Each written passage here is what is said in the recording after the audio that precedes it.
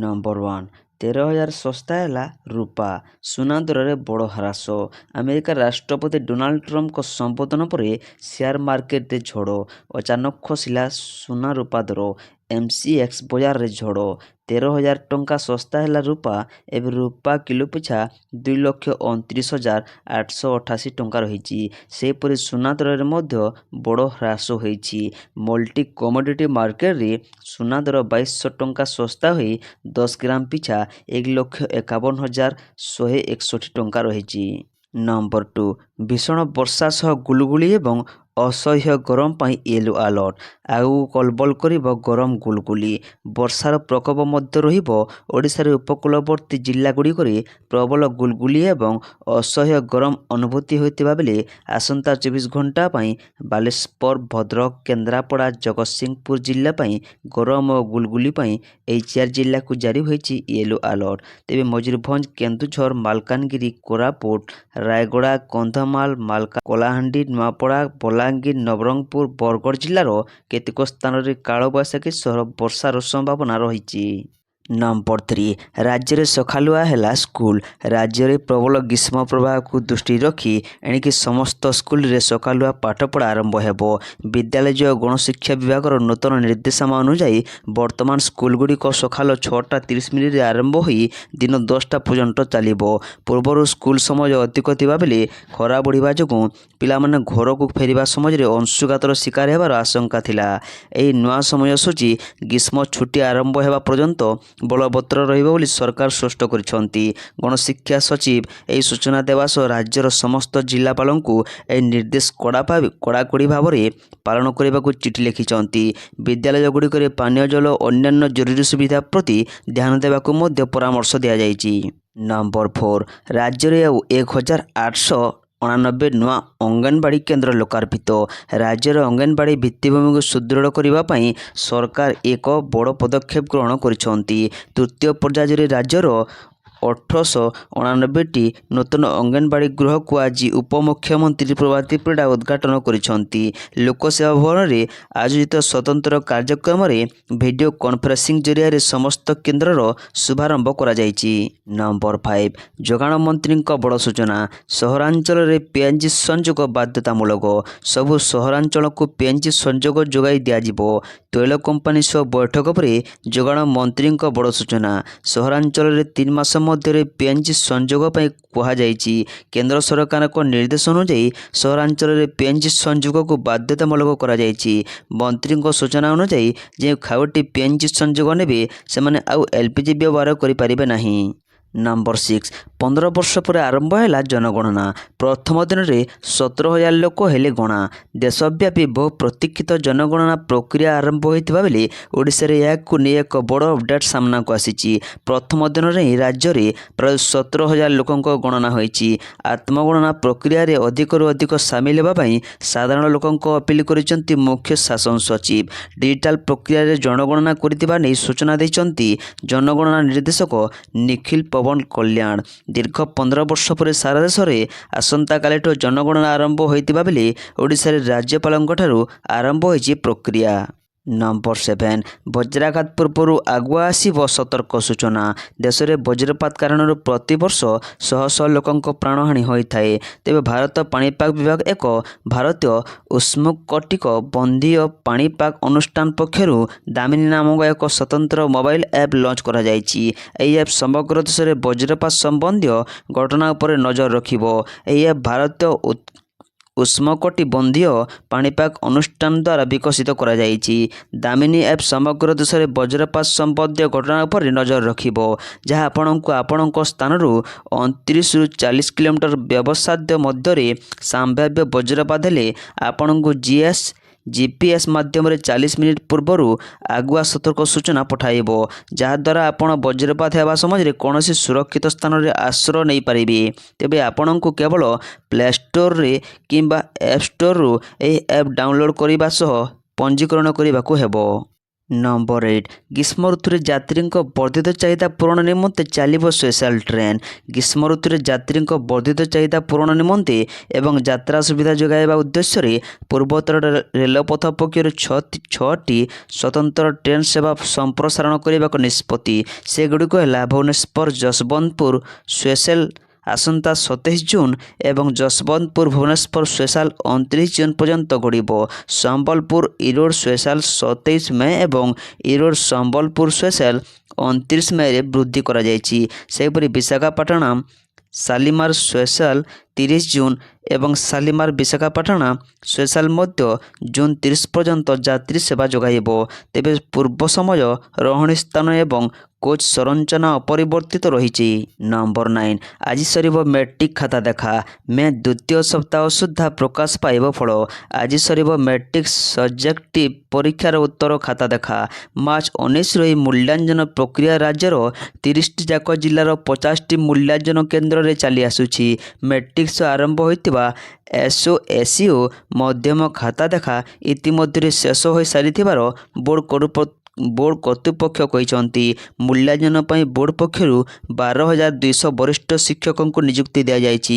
ଚଳିତ ବର୍ଷ ମୋଟ 5,61,979 ଜଣ ଛାତ୍ରଛାତ୍ରୀ ମ୍ୟାଟ୍ରିକ୍ ପରୀକ୍ଷା ଦେଇଛନ୍ତି।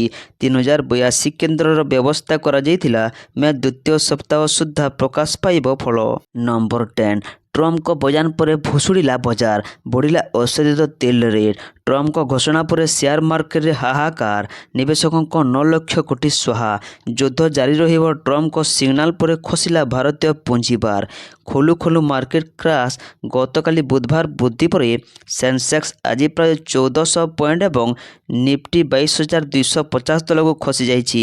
ମଧ୍ୟପ୍ରାଚ୍ୟ ସଙ୍କଟ ଶେଷ ହେବା ନେଇ ସମସ୍ତେ ଆଶା ରଖିଥିଲେ ବି ଟ୍ରମ୍ପ ସେପରି କିଛି ଘୋଷଣା କରିନଥିଲେ। ନମ୍ବର 11 ନାସାର ଐତିହାସିକ ଆର୍ଟେମିସ୍ 2 ମିଶନ। 54 ବର୍ଷ ପରେ ଜହ୍ନକୁ ଗଲେ ମଣିଷ। ଆମେରିକାର ମହାକାଶ ଗବେଷଣା କେନ୍ଦ୍ର ନାସାର ମୁନ୍ ମିଶନ ଫ୍ଲୋରିଡାର କେନେଡି ସ୍ପେସ୍ ସେଣ୍ଟରରୁ ଆର୍ଟେମିସ୍ 2କୁ ସଫଳତା ସହ ଲଞ୍ଚିଂ କରିଛି। ଭାରତୀୟ ସମୟ ଅନୁସାରେ ବୁଧବାର ରାତିରେ 3:54ରେ ବିଶାଲ LSS ଏରିଆନ୍ ସେଲସେଟ୍ କ୍ରାଫ୍ଟ ଚେୟାର ମହାକାଶ ଯାତ୍ରୀଙ୍କୁ ନେଇ ଯାତ୍ରା ଆରମ୍ଭ କରିଛି। 1972 ମସିହାର ଆପୋଲୋ 17 ମିଶନ ପରେ ଏହା ପ୍ରଥମ ମାନବବାହୀ ଚନ୍ଦ୍ର ମିଶନ। ନମ୍ବର 12 ଆରମ୍ଭ ହେବ ମହାପ୍ରଭୁଙ୍କ ଚନ୍ଦନ ଯାତ୍ରା।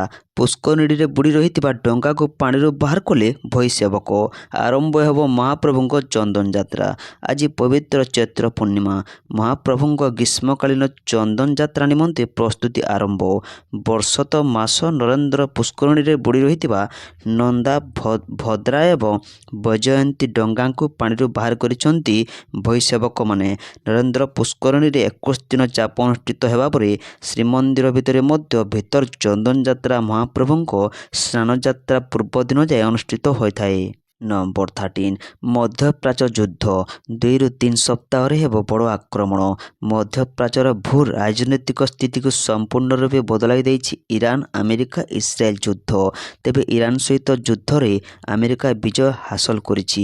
ଆମେରିକା 2ରୁ 3 ସପ୍ତାହ ମଧ୍ୟରେ ଇରାନ ଉପରେ ଏକ ବଡ଼ ଆକ୍ରମଣ କରିବ।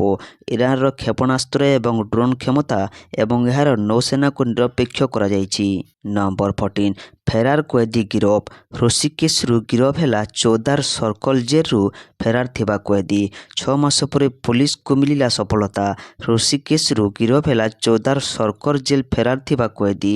ବିହାରର ରାଜାସାହାଣୀକୁ ଗିରଫ କରିଛି କମିଶନରେଟ୍ ପୁଲିସ ସ୍ପେଶାଲ ସ୍କାଡ୍। 1 ମାସ ତଳେ ଆଉ ଜଣେ ଫେରାର ଥିବା କଏଦୀ ମଧୁକାନ୍ତ ରଣାଙ୍କୁ ଗିରଫ କରିଥିଲା ପୁଲିସ। ଅଭିଯୁକ୍ତଙ୍କୁ ଟ୍ରାନଜିଟ୍ ରିମାଣ୍ଡରେ କମିଶନରେଟ୍ ପୁଲିସ ଓଡ଼ିଶା ଆଣୁଛି। ଏହି 2 ଅଭିଯୁକ୍ତ ଧରାପଡ଼ିବା ପରେ ଫେରାର ପଛର ଗୁମର ପର୍ଦ୍ଦାଫାଶ ହେବ।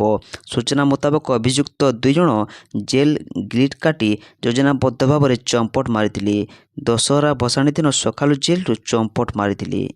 ନମ୍ବର 15 ଓଡ଼ିଶାରେ ପାମ୍ ତେଲର ମୂଲ୍ୟ 15 ଟଙ୍କାକୁ ବୃଦ୍ଧି। ଓଡ଼ିଶାରେ ପାମ୍ ତେଲ, ସୂର୍ଯ୍ୟମୁଖୀ ତୈଳ ଏବଂ ସୋରିଷ ତେଲ ସମେତ ଖାଇବା ତେଲର ମୂଲ୍ୟ ବୃଦ୍ଧି ପାଇଛି। ଅନ୍ତର୍ଜାତୀୟ ବଜାରରେ ପାମ୍ ତେଲର ଅଧିକ ଚାହିଦା ଥିବାରୁ ପାମ୍ ତେଲର ମୂଲ୍ୟ ବୃଦ୍ଧି ପାଉଛି। ଓଡ଼ିଶାରେ ପାମ୍ ତେଲର ମୂଲ୍ୟ ଲିଟର ପିଛା 10 ଟଙ୍କା ବୃଦ୍ଧି ପାଇଛି, ଯେତେବେଳେ ଅନ୍ୟାନ୍ୟ ତେଲର ମୂଲ୍ୟ ମଧ୍ୟ ବୃଦ୍ଧି ପାଇଛି। ନମ୍ବର 16 ଭାରତରେ ଆଜିଠୁ ଆରମ୍ଭ ହେଲା E20 ପେଟ୍ରୋଲ ବିକ୍ରି। ସ୍ୱଚ୍ଛ ପରିବହନ ଦିଗରେ ଭାରତ ଏକ ବଡ଼ ପଦକ୍ଷେପ ଗ୍ରହଣ କରିଛି। 1 ଏପ୍ରିଲ 2026ରୁ ସାରା ଦେଶରେ E20 ପେଟ୍ରୋଲ ବିକ୍ରି ଆରମ୍ଭ ହୋଇଛି। ଆଜିଠୁ ଆପଣ ଗାଡ଼ିରେ ଯେଉଁ ତେଲ ପକାଇବେ ସେଥିରେ 80% ପେଟ୍ରୋଲ ଏବଂ 20% ଇଥାନଲ ରହିବ। ଭୟଙ୍କର ତୈଳ ସଙ୍କଟ ସମୟରେ E20 ପେଟ୍ରୋଲ ବିକ୍ରିକୁ ବାଧ୍ୟତାମୂଳକ କରାଯାଇଛି। ଇଥାନଲ ହେଉଛି ବୈଜ୍ଞାନିକ ପ୍ରକ୍ରିୟାରେ ଉତ୍ପାଦିତ ଏକ ପ୍ରକାର ଆଲକୋହଲ। ନମ୍ବର 17 30 ଜିଲ୍ଲା ପାଇଁ ଯୋଜନା କମିଟି ଗଠନ କଲେ ରାଜ୍ୟ ସରକାର। ନେତାଙ୍କୁ ମିଳିଲା ଜିଲ୍ଲା ଯୋଜନା କମିଟି ଦାୟିତ୍ୱ। 30 ଜିଲ୍ଲା ପାଇଁ ଯୋଜନା କମିଟି ଗଠନ କଲେ ରାଜ୍ୟ ସରକାର। ଆହୁରି ସଠିକ୍ ଢଙ୍ଗରେ ହେବ ଜିଲ୍ଲା ସ୍ତରରେ ଉନ୍ନୟନମୂଳକ କାର୍ଯ୍ୟର ଯୋଜନା ପ୍ରସ୍ତୁତି, ମନିଟରିଂ ଓ ମୂଲ୍ୟାଙ୍କନ। 4 ମନ୍ତ୍ରୀଙ୍କୁ 4 ଜିଲ୍ଲାର ଯୋଜନା କମିଟି ଅଧ୍ୟକ୍ଷ ଦାୟିତ୍ୱ ମିଳିଛି। ସେମାନେ ହେଲେ ସୁରେଶ ପୂଜାରୀ, ପୃଥ୍ୱୀରାଜ ହରିଶ୍ଚନ୍ଦ୍ର, ନିତ୍ୟାନନ୍ଦ ଗଣ୍ଡ ଓ କୃଷ୍ଣଚନ୍ଦ୍ର ପାତ୍ର। ନମ୍ବର 18 ନନ୍ଦନକାନନ ଇତିହାସରେ ପ୍ରଥମ 24 କୋଟିରୁ ଅଧିକ ରାଜସ୍ୱ ଆଦାୟ। 2025-26 ଆର୍ଥିକ ବର୍ଷରେ ନନ୍ଦନକାନନରେ ରେକର୍ଡ ସଂଖ୍ୟକ ପର୍ଯ୍ୟଟକ 39,76,615 ଜଣ ପର୍ଯ୍ୟଟକ ବୁଲିଥିବା ବେଳେ ମୋଟ 24 କୋଟି 31 ଲକ୍ଷ ରାଜସ୍ୱ ଆଦାୟ ହୋଇଛି। ନନ୍ଦନକାନନର ଉଭୟ ଉଦ୍ୟାନକୁ ଚଳିତ 2025-26 ଆର୍ଥିକ ବର୍ଷରେ ରେକର୍ଡ ସଂଖ୍ୟକ ପର୍ଯ୍ୟଟକ ବୁଲିଛନ୍ତି, ଯାହା ନନ୍ଦନକାନନ ଇତିହାସରେ ପ୍ରଥମ। ମୋଟ ପର୍ଯ୍ୟଟକଙ୍କ ମଧ୍ୟରୁ 37,96,341 ଜଣ ନନ୍ଦନକାନନ ପ୍ରାଣୀ ଉଦ୍ୟାନ ପରିଦର୍ଶନ କରିଥିବା ବେଳେ 1,80,274 ଜଣ ରାଜ୍ୟ ଉଦ୍ଭିଦ ଉଦ୍ୟାନ ପରିଦର୍ଶନ କରିଛନ୍ତି। ଆର୍ଥିକ ବର୍ଷର ପର୍ଯ୍ୟଟକଙ୍କ ମଧ୍ୟରେ 33,84,933 ଜଣ ବୟସ୍କ, 6,26,646 ଜଣ ଛୋଟ ପିଲା ବା ସ୍କୁଲ ଛାତ୍ରଛାତ୍ରୀ ପ୍ରାଣୀ ଉଦ୍ୟାନ ପରିଦର୍ଶନ କରିଛନ୍ତି। ନମ୍ବର 19 ଚାଷୀଙ୍କ ପାଇଁ ଖୁସି ଖବର। ଆଉ 7 ଦିନ ବଢ଼ିଲା ଧାନ କିଣା ଅବଧି। ଖରିଫ ଧାନ କିଣାରେ ରାଜ୍ୟ ସରକାର 7 ଦିନ ବୃଦ୍ଧି କରିଛନ୍ତି। ଏନେଇ ସୂଚନା ଦେଇଛନ୍ତି ଖାଦ୍ୟ ଯୋଗାଣ ମନ୍ତ୍ରୀ କୃଷ୍ଣଚନ୍ଦ୍ର ପାତ୍ର। ମାର୍ଚ୍ଚ 31ରେ ଖରିଫ ଧାନ କିଣା ଅବଧି ଶେଷ ହୋଇଥିଲା। ହେଲେ ଏବେ ବି ଅନେକ ଚାଷୀଙ୍କ ଧାନ କିଣା ହୋଇନଥିବାରୁ ରାଜ୍ୟ ସରକାର ଏପରି ନିଷ୍ପତ୍ତି ନେଇଛନ୍ତି। ଯୋଗାଣ ବିଭାଗର ଫୁଡ୍ ଓଡ଼ିଶାର ପୋର୍ଟାଲ ଅନୁସାରେ ରାଜ୍ୟରେ ଖରିଫ ଧାନ ବିକ୍ରି କରିବାକୁ 19,27,528 ଚାଷୀ ଯୋଗ୍ୟ ବିବେଚିତ ହୋଇଥିଲେ। ନମ୍ବର 20 ଖାଉଟିମାନଙ୍କୁ ପୁଣି ଝଟକା। ବଢ଼ିଲା ବ୍ୟବସାୟିକ ଗ୍ୟାସ୍ ସିଲିଣ୍ଡର ଦାମ। ବଢ଼ିଲା ବ୍ୟବସାୟିକ ଗ୍ୟାସ୍ ସିଲିଣ୍ଡର ଦର। ସରକାରୀ PSU, IOC, HPCL ଏବଂ BPCL 19 କିଲୋଗ୍ରାମ ବାଣିଜ୍ୟିକ ସିଲିଣ୍ଡର ମୂଲ୍ୟରେ ଯଥେଷ୍ଟ ବୃଦ୍ଧି କରିଛନ୍ତି। ବିଶ୍ୱସ୍ତରରେ ଅତ୍ୟଧିକ ତୈଳ ଦର ବୃଦ୍ଧି ଯୋଗୁଁ ତୈଳ କମ୍ପାନୀଗୁଡ଼ିକ ବୁଧବାର ବାଣିଜ୍ୟିକ LPG 19 କିଲୋଗ୍ରାମ ସିଲିଣ୍ଡରର ମୂଲ୍ୟରେ 195.50 ଟଙ୍କା ବୃଦ୍ଧି କରିଛନ୍ତି। IOCL ତଥ୍ୟ ଅନୁଯାୟୀ ଦେଶର କୌଣସି ମହାନଗର ଅଞ୍ଚଳରେ ଘରୋଇ ଗ୍ୟାସ୍ ସିଲିଣ୍ଡରର ମୂଲ୍ୟ କୌଣସି ବୃଦ୍ଧି ହୋଇନାହିଁ। ନମ୍ବର 21 ଏପ୍ରିଲ 2 ତାରିଖରୁ କଡ଼ାକଡ଼ି ହେବ PUCC ଯାଞ୍ଚ। ଆସନ୍ତା ଏପ୍ରିଲ 2 ତାରିଖରୁ ରାଜ୍ୟରେ ପୁଣି ପ୍ରଦୂଷଣ ନିୟନ୍ତ୍ରଣ ସାର୍ଟିଫିକେଟ୍ PUCC ଯାଞ୍ଚ କଡ଼ାକଡ଼ି କରାଯିବ। ଯେଉଁମାନେ ଗାଡ଼ିର PUCC କରିନଥିବେ ସେମାନଙ୍କ ଉପରେ ଆଇନ ଅନୁଯାୟୀ କାର୍ଯ୍ୟାନୁଷ୍ଠାନ ଗ୍ରହଣ କରାଯିବ ବୋଲି ରାଜ୍ୟ ପରିବହନ ପ୍ରାଧିକରଣ ସୂତ୍ରରୁ ଜଣାପଡ଼ିଛି। ପରିବହନ ମନ୍ତ୍ରୀଙ୍କ ନିର୍ଦ୍ଦେଶରେ ସଡ଼କ ସୁରକ୍ଷାକୁ ନେଇ ଜାରି ରହିଥିବା ବିଶେଷ ଅଭିଯାନକୁ ଏପ୍ରିଲ 10 ଯାଏଁ ବୃଦ୍ଧି କରାଯାଇଛି। ନମ୍ବର 22 ଓଡ଼ିଶା ଦିବସ ଅବସରରେ ଶୁଭେଚ୍ଛା ଜଣାଇଲେ ରାଷ୍ଟ୍ରପତି ଓ ପ୍ରଧାନମନ୍ତ୍ରୀ ଓ ମୁଖ୍ୟମନ୍ତ୍ରୀ। ଆଜି 90ତମ ଉତ୍କଳ ଦିବସ ପାଳନ କରୁଛି ଓଡ଼ିଶା। 1936 ମସିହା ଏପ୍ରିଲ 1 ଓଡ଼ିଶା ଇତିହାସରେ ସ୍ୱର୍ଣ୍ଣିମ ଅକ୍ଷରରେ ବିଦିତ ଏକ ଅସ୍ମରଣୀୟ ତାରିଖ। ଏହି ଅବସରରେ ବିଭିନ୍ନ ମହଲରୁ ଶୁଭେଚ୍ଛାର ବାର୍ତ୍ତା ଦିଆଯାଉଛି। ଦେଶର ରାଷ୍ଟ୍ରପତି ମହାମହିମ ଦ୍ରୌପଦୀ ମୁର୍ମୁ ଓଡ଼ିଶାବାସୀଙ୍କୁ ଶୁଭେଚ୍ଛା ଜଣାଇଛନ୍ତି। ଏହା ସହ ପ୍ରଧାନମନ୍ତ୍ରୀ ନରେନ୍ଦ୍ର ମୋଦି, ରାଜ୍ୟପାଳ ଡକ୍ଟର ହରିବାବୁ କମ୍ପମ୍ ପାଟି, ମୁଖ୍ୟମନ୍ତ୍ରୀ ମୋହନ ଚରଣ ମାଝୀ ମଧ୍ୟ ରାଜ୍ୟବାସୀଙ୍କୁ ଶୁଭେଚ୍ଛା ଜଣାଇଛନ୍ତି।